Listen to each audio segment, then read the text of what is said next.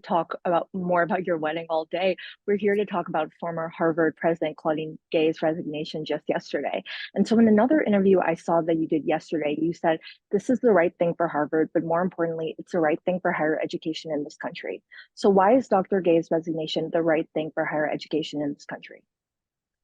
Well, we've seen Harvard throughout its history actually has sort of, for better or for worse, and I think often for better, led American higher education and set the tone in many ways. And this has been true since it was America's first college. And it's been true for almost 4 centuries now. But in recent years, it has led the country and led higher education in a very negative way, and that's when it comes to many of the problems that ail higher education right now. At our institutions of higher learning, they cost too much, they deliver too little value for graduates. They're not preparing young people for participation in modern society and for citizenship, and they've become some of the most intolerant places in American life, with a complete lack of viewpoint diversity, with severe limits on freedom of speech. And as we've seen to a horrifying degree in recent months, now they've led this 21st century resurgence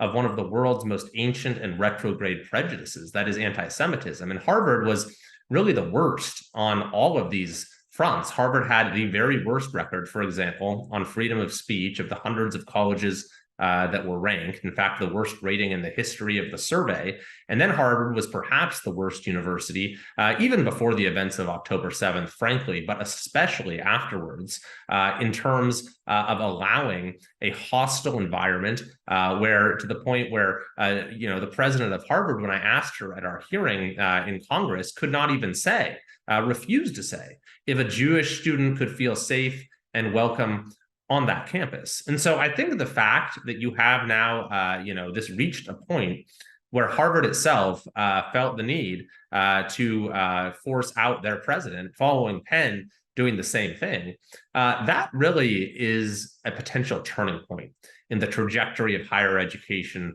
in this country, where Harvard has recognized the need for fundamental cultural change. And I think that can reverberate across the landscape of our colleges and universities, so that they can return to being centers of intellectual life and national assets and leading lights for our country, rather than the sort of huge liabilities that they've in many cases become. Because what we've seen is that when it comes to suppressing free speech, when it comes to anti-Semitism itself, is things that start at universities then sort of escape the confines of campus life and affect and impact our broader culture. And so I think that, as horrifying as what we have seen happen on these campuses this is a moment of reckoning and an opportunity to return to principles of protecting free speech, of institutional neutrality, of academic freedom, of moving beyond this DEI paradigm that has really corrupted what a university is supposed to be about, and return to excellence as the foundation